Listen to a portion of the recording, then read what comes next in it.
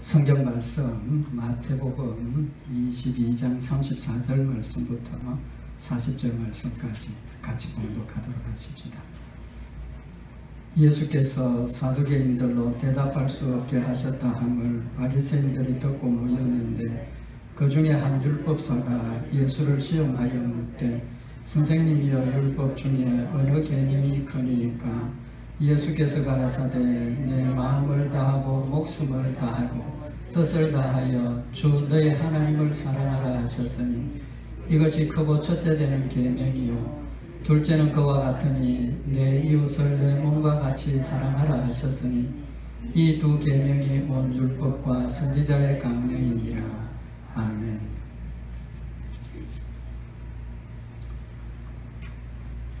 오늘 이 본문 말씀은 바리새인들이 예수님께 율법 중에 큰 계명이 무엇입니까? 질문을 한 겁니다. 그에 대한 예수님의 대답이죠. 우리 잘 아는 말씀입니다. 사랑이 제일이라는 말씀을 하셨습니다. 잘 아는 말씀이지만 우리 오늘 이 말씀을 중심으로 왜 사랑이 크고 첫째 되는 계명이고 또 우리가 하나님 사랑해야 한다 하고 우리 하나님 사랑합니다 라고 고백을 하는데 하나님을 사랑하는 표현하는 방법이 뭡니까? 다 아시겠지만 눈에 보이지 않는 하나님이시니까 우리가 음식을 대접해 드릴 수도 없고 그런 열매는 없지만 우리의 삶에 하나님을 사랑하면 우리가 하는 행동들이 있습니다. 열매가 있습니다. 그 열매가 어떤 것인가 하는 부분 우리 말씀을 참고를 하면서 나는 하나님을 온전하게 사랑하고 있는가 혹시 잘못 사랑하고 있는 건 아닌지 한번 살펴보고 하나님에 대한 사랑을 다시 한번 확인하는 그런 시간이 되기를 원합니다. 예수님께서 오늘 이 본문 말씀에 크고 첫째 되는 계명이 사랑이다라고 말씀을 하셨습니다. 왜 사랑이 율법 중에서도 제일 크고 제일 되는 율법입니까? 갈라디아서 5장 6절에 보면 그리스도 예수 안에서는 할례나 무할례가 효력이 없되 사랑으로서 역사하는 믿음뿐이니라. 갈라디아서 5장 6절에 분명히 그리스도 예수 안에서는 다시 말하면 예수를 믿는 믿음 안에서 할례나 무할례가 효력이 없고 사랑으로서 역사하는 믿음만 효력이 있다. 그렇게 말씀을 하셨습니다. 이 말씀의 뜻이 무엇이겠습니까? 여기 효력이라고 번역을 했기 때문에 우리가 이 말씀이 조금 오해할 수 있는 여지도 있는데 이 효력이라는 그 헬라 원어의 의미는 뭐냐 하면 강하다, 능력이 있다, 할 수 있다 그런 뜻입니다. 그러니까 효력하고는 조금 그 의미가 다르죠. 그래서 그 의미를 살려서 우리가 번역을 해보면 그리스도 예수 안에서는 할례나 무할례는 강함이 없다, 능력이 없다. 쉽게 말하면 약하다는 거죠. 약하다. 할례나 무할례는 약하되 사랑으로서 역사하는 믿음만 강하다, 할 수 있다. 그런 뜻입니다. 그럼 강하다, 할 수 있다는 뜻은 무엇과 연결이 되겠습니까? 순종과 연결이 되고 행함과 연결이 되는 거죠. 그래서 사랑으로 역사하는 믿음은 하나님의 말씀을 순종하는 능력이 있다는 겁니다.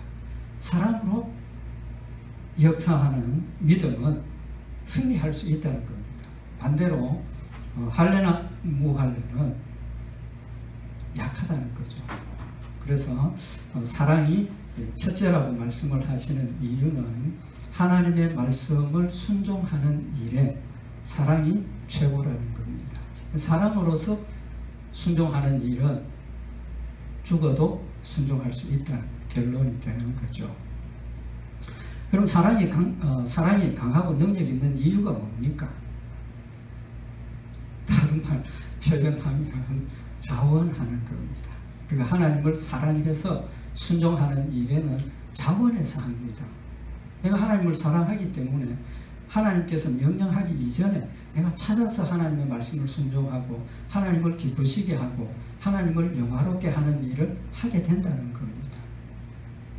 그래서 제가 늘 말씀을 드리는 것이 기쁨으로 사랑해서 하는 일은 어떤 일입니까? 우리가 어떻게 합니까? 자원해서 하는 겁니다. 자원해서.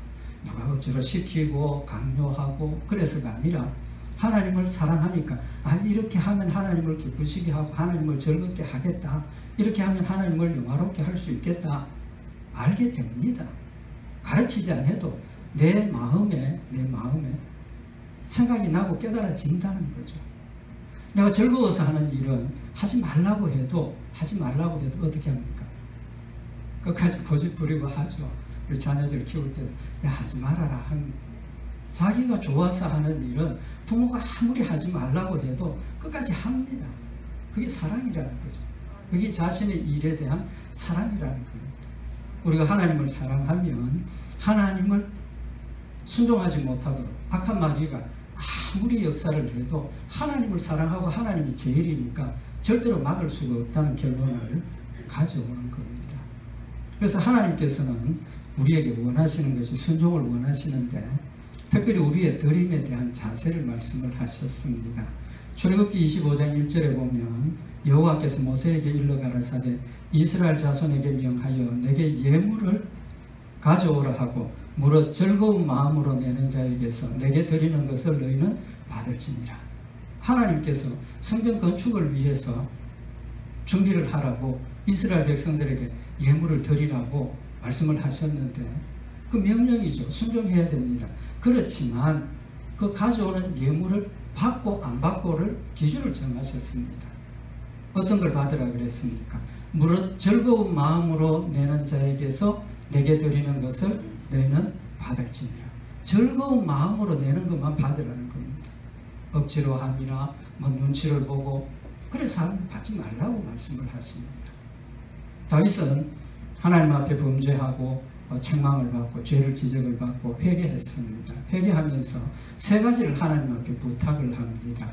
시편 51편 10절에 보면 하나님이여 내 속에 정한 마음을 창조하시고 내 안에 정직한 영을 새롭게 하소서. 첫째는 정한 마음을 달라는 겁니다. 마음. 죄로 더러워졌으니까 하나님 내 죄를 용서하시고 깨끗하게 하셔서 내 마음이 깨끗한 마음이 되게 해주세요. 그 다음에 뭘 기도를 했습니까? 정직한 영을 새롭게 해달라. 정직한 영을 새롭게 해달라. 하나님을 섬기는 일에 사람들 눈치 보고 사람들 눈에 가리우고 내 죄를 범하는 것이 아니라 하나님 앞에서나 사람 앞에서 정직하게 하나님의 말씀을 순종하고 충성할 수 있는 그런 마음을 달라고 첫 번째 기도하고 있습니다. 두 번째가 뭡니까? 나를 주 앞에서 쫓아내지 마시며 주의 성신을 내게서 거두지 마소서. 성령을 거두어 가시지 말라는 겁니다. 우리의 신앙생활하는 핵심은 성령님께서 내 안에 계시고 깨우쳐 주시고 순종하게 하시는 역사를 행하기 때문에 성령님 떠나가면 어떻게 됩니까? 하나님과의 관계가 끝입니다. 왜 그렇습니까? 성령이 아니면 예수 그리스도를 나의 구주로 시인하지 못한다고 했어요. 믿음이 사라지는 거예요. 그러니까 다윗은 성령님 내게서 거두어 가지 마십시오. 내가 범죄했지만 하나님 용서하시고 성령을 거두어 가지 마십시오. 세 번째 기도가 뭡니까? 시편 51편 12절에 보면 주의 구원의 즐거움을 내게 회복시키시고 자원하는 심령을 주사 나를 붙드소서. 구원의 즐거움을 회복해달라는 겁니다. 죄를 범하고 나니까 구원의 즐거움이 사라졌습니다. 죄에 대한 두려움과 하나님의 징계와 형벌에 대한 두려움 때문에 구원받았다는 그 기쁨이 사라지고 죄에 대한 두려움과 걱정, 근심이 그의 마음을 짓누르고 있는 그 상황에서 구원의 즐거움을 회복시켜달라는 것을 하나님께서 나의 죄를 용서하셨음을 다시 한번 깨우쳐 주시고 그 용서의 기쁨이 내한테 넘치게 하셔서 하나님을 사랑하게 하시고 자원하는 심령을 달라고 기도하고 있는 거예요. 사랑을 회복시켜달라는 거죠. 좀 전에 출애굽기 25장에 있는 이 말씀 보면 무릇 즐거운 마음으로 내는 자에게서 내게 드리는 것을 받으라 그랬는데 오늘 우리말 성경에는 즐거운 마음이라고 번역을 했는데 그 단어가 자원한다는 단어입니다. 오늘 여기 다윗이 자원하는 심령을 회복시켜 주십시오 하는 그 자원하는 하고 같은 단어입니다. 결론은 우리가 하나님을 섬기는 일에는 사랑이 최고이고 사랑하는 마음이 있으면 어떤 마음이 생긴다는 겁니까? 자원하는 마음이 생긴다는 겁니다. 자원해서 드리니까 하나님을 섬기는 일이 뭐가 됩니까? 기쁨이 되는 겁니다. 즐거움이 되는 겁니다. 기쁨으로 즐거움으로 하니까 막을 일이 없다는 거죠. 막히지 않는다는 겁니다. 그래서 사랑이 제일이라는 겁니다. 예수님께서 부활하시고 제자들에게 보여주셨는데 베드로가 예수님 부활하신 것을 봤습니다. 그럼에도 불구하고 어떻게 했습니까? 낙심하고 본업으로 돌아갔습니다. 예수님 고기 잡고 있는 베드로에게 찾아오셨습니다. 예수님 베드로에게 물으신 게 뭡니까? 잘 아시는 말씀이죠. 베드로에게 네가 이 사람들보다 나를 더 사랑하느냐? 네가 이 사람들보다 나를 더 사랑하느냐? 너 왜 이렇게 낙심했느냐? 너 왜 여기 와 있느냐? 책망하지 않으셨습니다. 예수님께서 네가 이 사람들보다 나를 더 사랑하느냐? 3번을 물으셨습니다. 왜 그런 질문을 하셨겠습니까? 낙심하고 절망한 베드로가 스스로 일어서서 자신의 사명의 자리로 돌아가서 죽기까지 충성할 수 있는 길은 무엇밖에 없습니까? 사랑밖에 없다는 걸 예수님이 아시기 때문입니다. 네가 이 사람들보다 나를 더 사랑하느냐? 사랑을 확인시키는 겁니다. 베드로가 입으로 주여 내가 주를 사랑하는 줄 주께서 아시나이다. 믿음의 고백을 시키고 사랑의 고백을 하게 하시는 겁니다. 그리고 예수님께서 네가 내 양을 먹이라. 사명을 다시 주시는 겁니다. 사랑을 회복시키는 겁니다. 사랑이 제일이라는 사실을 우리에게 교훈하시는 말씀인 겁니다. 그러면 우리가 하나님을 사랑하는 행동, 뭘로 사랑이 표현이 됩니까? 우리 인간적인 사랑에도 사랑의 표현이 잘 돼야 되죠. 잘 돼야 정말 사랑하는 것보다 그렇게 느껴지고 또 전달이 됩니다. 하나님을 사랑하는 우리의 사랑의 표현. 첫 번째가 하나님을 사랑하는 사람은 하나님의 계명을 지킵니다. 하나님의 계명을 지키는 것으로 내가 하나님을 사랑하는 것이 표현이 된다는 겁니다. 예수님께서 요한복음 14장 15절에 너희가 나를 사랑하면 나의 계명을 지키리라. 너희가 나를 사랑하면 나의 계명을 지키리라. 하나님을 사랑하는 최고의 표현은, 가장 기본적인 표현은 계명을 지키는 거예요. 계명을 지키는 거예요. 내가 얼마나 열심히 기쁨으로 하나님의 말씀을 순종하고 있는가를 보면 내 사랑의 척도를 내 스스로 알 수 있다는 겁니다. 요한일서 5장 3절에 보면 하나님을 사랑하는 것은 이것이니 우리가 그의 계명들을 지키는 것이라. 그의 계명들은 무거운 것이 아니로다. 하나님을 사랑하는 것은 이것이니 우리가 그의 계명들을 지키는 것이라. 우리가 하나님을 사랑하는 그 최고의 가장 기본적인 표현이 하나님의 말씀을 지키는 것이라고 말씀을 하고 있는 겁니다. 하나님을 사랑하는 표현이 계명을 지키는 이유가 뭡니까? 우리가 하나님의 말씀을 순종하는 이유가 있죠. 왜 순종합니까? 왜 순종합니까? 두려워서 순종합니다. 뭐가 두렵습니까? 하나님께서 우리에게 율법을 주시면서 약속을 주셨죠. 무슨 약속을 주셨습니까? 지키면 축복, 안 지키면 하나님의 징계와 저주가 있다고 약속을 하셨습니다. 그렇기 때문에 하나님 말씀 안 지키면 벌 받는다는 생각 우리 다 하고 있습니다. 목회를 하다가 가끔 그런 이야기 듣습니다. 목사님, 하나님께서 날 좀 때릴 때가 됐는데요. 때릴 때가 됐다 하면서 열심을 안 내고 있습니다. 무슨 이유입니까? 꼭 맞아야 정신을 차린다는 거죠. 그래서 우리가 하나님의 말씀을 순종하는 이유가 두려워서, 또 복받기 위해서, 그 믿음과 소망으로 하는 겁니다. 그러나 사랑으로 순종하는 일은 내가 즐거워서, 하나님의 명령이 무서워서가 아니라 내가 즐거워서 찾아서 순종하고, 그래서 자원해서 순종하고, 그래서 기쁨으로 순종하게 되는 겁니다. 그래서 사랑이 첫째 되는 계명이라고 말씀을 하고 있는 겁니다. 그래서 고린도전서 13장 13절에 보면 그런데 믿음, 소망, 사랑 이 세 가지는 항상 있을 것인데 그 중에 제일은 사랑이라. 왜 이 말씀을 하셨습니까? 이제 말씀드린 것처럼 하나님 말씀을 순종하는 일에는 믿음과 소망으로 순종합니다. 우리의 신앙이 어릴 때는 필수적입니다. 신앙이 어릴 때는 징계받는 게 두렵고 복받는 게 좋아서 순종을 하게 되는 겁니다. 그런 순종을 통해서 하나님 정말 신실하시고 약속하신 대로 채워주시고 나를 구속하셨고 하나님의 사랑과 신실함이 마음에 채워지면서 우리의 믿음이 점점 더 자라나게 되고, 자라나니까 세상의 축복이 아무것도 아니구나. 나에게 뭐가 있습니까? 하늘나라의 축복이 있고 하늘나라의 상급이 있고 하늘나라의 영광이 있다는 걸 생각을 하니까 이제는 세상의 축복이 연연하지 않는다는 거예요.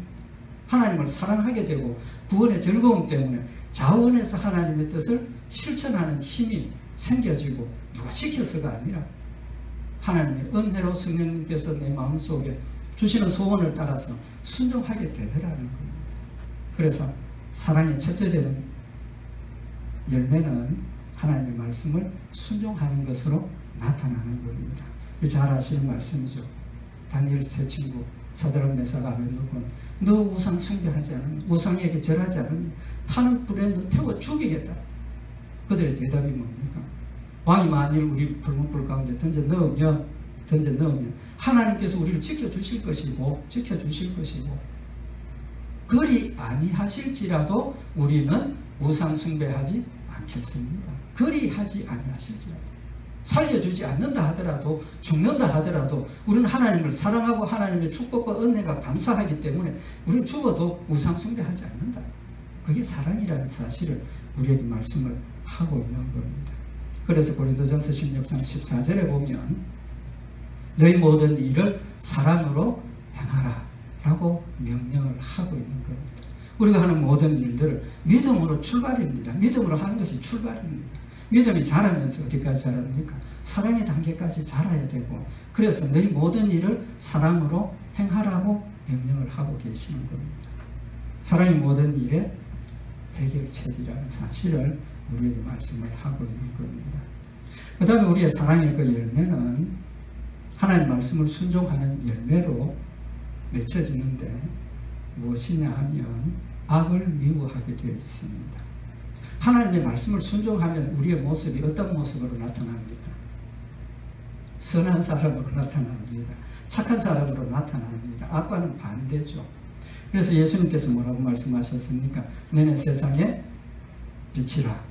너는 세상의 빛이라. 그러시면서 마태복음 5장 16절에 보면 이같이 너희 빛을 사람 앞에 비추게 하여 너희로 너희 착한 행실을 보고 하늘에 계신 너희 아버지께 영광을 돌리게 하라. 하나님께서 우리를 세우신 목적이 착한 일, 선한 일에 열심하는 하나님의 친 백성이 되도록 세워주셨습니다. 착한 사람 되는 일은 하나님 말씀대로 살면 착한 사람 되게 되어 있습니다. 하나님 말씀대로 살면 선한 일 하게 되어 있습니다. 그럼 선한 일 열심히 하면 악한 걸 보면 마음이 어떻습니까? 느낌이 오죠. 저건 악한 일인데 느낌이 옵니다.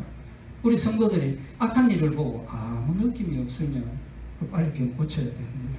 왜 그렇습니까? 벌써 그만큼 악한 일에 동화가 되어 있기 때문에 악한 것이 악한 것인 줄도 모르고 우리가 지나가게 된다는 겁니다. 하나님 말씀대로 살고 하나님 뜻대로 살면 선한 일의 열매를 맺게 되고 무엇이 선한 일이고 무엇이 착한 일이라는 게 명백하게 드러나게 되어 있습니다. 그렇기 때문에 악한 일을 보면 마음에 두려움이 생기고 멀리해야 되겠다, 그런 마음이 생기게 되어 있다는 겁니다. 시편 97편 10절에 보면 여호와를 사랑하는 너희여 악을 미워하라. 여호와를 사랑하는 너희여 악을 미워하라라고 명령을 하고 계시는 겁니다.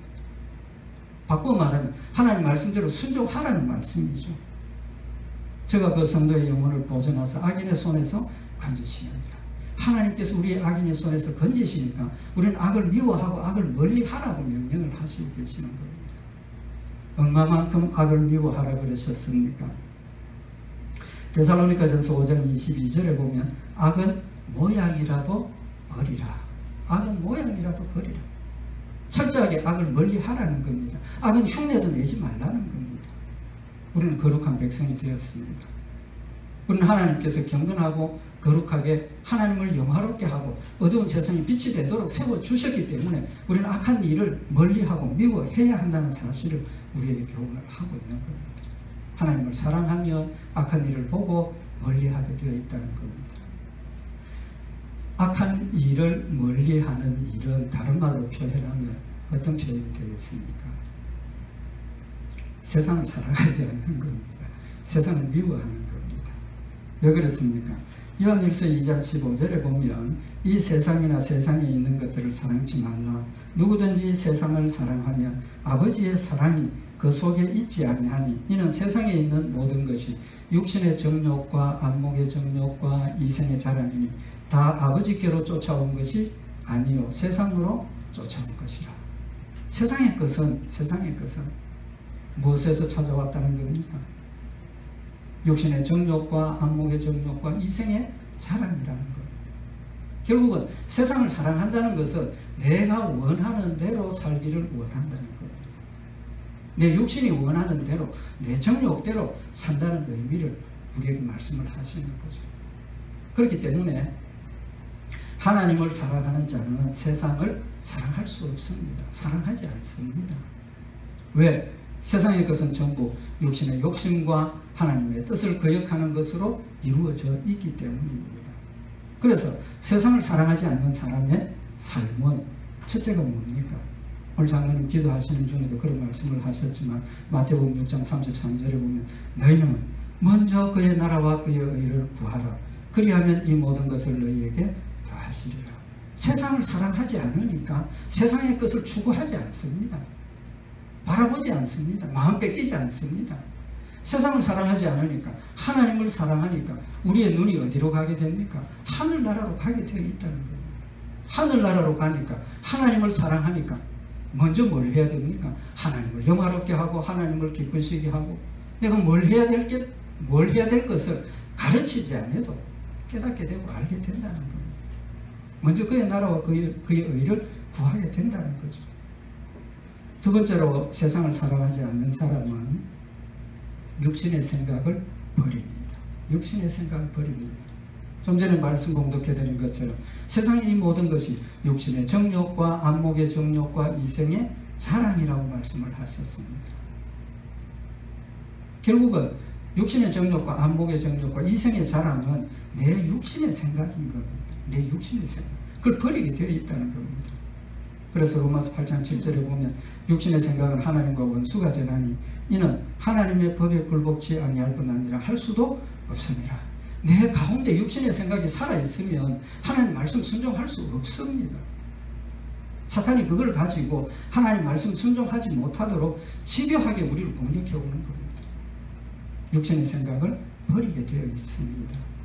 세상을 사랑하지 않는 사람은 하나님만 섬기게 되어 있습니다. 하나님만 섬기게 되어 있습니다. 우리는 살아가면서 설교는 저도 번듯하게 이렇게 잘하지만 두 주인을 섬기고 있습니다. 완벽하게 세상을 끊어버리고 완벽하게 세상을 미워하고 세상과 떠나서 하나님만 섬기고 하나님만 기쁘시게 하는 일을 하지를 못하고 있는 겁니다. 그렇지만 하나님을 사랑하면 마음이 내 주인이 하나님이라는 사실을 명심하고 있기 때문에 때로는 마음을 빼앗기고 때로는 육신의 생각대로 갈지언정 목표는 하나님께 맞춰져 있고 하나님을 섬기자는 열심으로 채워지게 된다는 사실을 우리에게 말씀을 하고 있는 겁니다. 누가복음 16장 13절에 보면 집 하인이 두 주인을 섬길 수 없나니 혹 이를 미워하고 저를 사랑하거나 혹 이를 중히 여기고 저를 경히 여길 것임이니라. 너희가 하나님과 재물을 겸하여 섬길 수 없나니라. 어느 걸 더 사랑하느냐는 겁니다. 어느 걸 더 원하느냐는 겁니다. 마지막으로 하나님을 사랑하면 이런 열매들이 맺혀지게 되는데 이런 열매를 맺을 수 있는 방법이 뭡니까? 예수님께서 제자들에게 뭐라고 말씀을 하셨습니까? 마태복음 16장 24절에 이 예수께서 제자들에게 이르시되 누구든지 나를 따라오려거든 자기를 부인하고 자기 십자가를 지고 나를 쫓을 것이니라. 자기를 부인하라고 말씀을 하셨습니다. 자기 십자가를 지라고 말씀을 하셨습니다. 자기를 부인한다는 게 뭡니까? 세상을 미워하는 겁니다. 악한 걸 미워하는 겁니다. 자기를 부인하는 길 통해서 하나님의 계명을 철저하게 순종할 수 있는 겁니다. 그 모든 것들이 나를 공격하는 겁니다. 나를 공격. 사탄의 공격은 우리 모두에게 개개인을 타겟으로 해서 공격을 하는 것이지 다른 사람 공격하는 것 아닙니다. 사탄과의 싸움, 내가 하나님과의 싸움이지 다른 사람 싸움이 아니라는 걸 우리에게 말씀을 하고 있는 겁니다. 자신을 부인하는 것이 쉽습니까? 어렵습니까? 어렵죠. 어떻게 보면 내 힘으로는 불가능합니다. 우리 자신의 힘으로는 불가능합니다. 성경에 보면 로마서 8장 17절에 자녀이면 또한 후사 곧 하나님의 후사요 그리스도와 함께한 후사니 우리가 그와 함께 영광을 받기 위하여 고난도 함께 받아야 될 것입니다. 하나님 주신 약속의 축복을 받고 영광을 받기 위해서 고난도 받아야 한다 그랬습니다. 이 고난의 의미가 뭡니까? 흔히 고난받아야 된다고 생각을 하면 외부에서 뭐 이렇게 사업의 실패를 하게 한다든지 뭐 그런 고난을 우리가 자꾸 생각을 하는데 이 고난의 근본적인 의미는 내 자신을 부인하고 내 십자가를 지는 고난을 의미를 하는 겁니다. 정확하게 우리가 고난의 의미를 알아야 된다는 거죠. 디모데후서 2장 3절에 보면 베드로가 디모데에게 네가 그리스도 예수의 좋은 군사로 나와 함께 고난을 받을지니 나와 함께 고난을 받을지니 라고 말씀을 하시면서 디모데후서 2장 4절에 보면 군사로 다니는 자는 자기 생활에 얽매이는 자가 하나도 없나니 이는 군사로 모집한 자를 기쁘게 하게 합니다. 한국 남자들 군대 가는 거 굉장히 싫어하죠. 굉장히 싫어하는 이유가 뭡니까? 자유가 없기 때문입니다. 뭐 여러 가지 경력의 단절이나 이런 것들이 있겠지만 군대 가면 내 자유가 전혀 없습니다. 그죠? 오늘 여기 디모데후서 2장 4절에도 군사로 다니는 자는 자기 생활에 얽매이는 자가 없다. 자기 생활에 얽매이지 않으니까 어디에 얽매입니까? 명령에 얽매이죠. 명령에 얽매이는 겁니다. 그러니까 싫은 겁니다. 먹고 싶을 때 먹고 피곤할 때 자고 뭐 하고 싶은데 내 피곤함은 상관없이 일어나라 하면 일어나야 되고 총 들으라 하면 들어야 되고 그게 힘들다는 겁니다. 우리가 받는 고난은 내 걸 부정하는 그 고난이 제일 큰 겁니다. 하고 싶은데 참아야 되고 해야 하는데 못하고 그 고통이 제일 큰 겁니다. 우리가 고난을 받아야 된다는 의미는 내 자신을 부정하고 내 육신의 욕심을 십자가에 못 박아 죽이는 그런 고난을 지금 말씀을 하고 있는 겁니다. 사도 바울이 뭐라고 그랬습니까? 내 안에 두 사람이니까 나도 모르겠는데 원함은 가득하지만 원치 않는 일들이 일어나는 것을 내가 보고 나도 모르겠다. 그러면서 뭐라고 고백을 합니까? 오호라 나는 공고한 사람이로다. 오호라 나는 공고한 사람이로다. 왜 공고합니까? 욕심을 쳐서 십자가에 못 박아버리고 하나님 말씀을 순종하려고 하니까 힘들다는 겁니다. 누가 이 사망의 몸에서 나를 건져내고 내 힘으로는 안 된다는 겁니다. 그러나 돌이켜 생각을 해보니까 예수님께서 함께 하시고 성령님께서 함께 하셔서 승리케 하신다는 그 사실을 깨닫고 나니까 예수 그리스도의 은혜와 하나님의 사랑이 내 마음속에 기쁨이 되고 감사가 되고 하나님을 뜨겁게 사랑하게 되고 순종하게 된다는 사실을 고백을 하고 있는 겁니다. 내 앞에 닥쳐지는 우리 성도들 앞에 닥쳐지는 고난은 자기와의 싸움에서의 고난이지 경제적인 어려움 그건 부가적으로 사탄이 우리의 믿음을 흔들기 위해서 주는 고난일 뿐입니다. 그 마음먹기에 따라서 달라질 수 있습니다. 사랑의 열매에 대해서 오늘 말씀을 선포를 했습니다.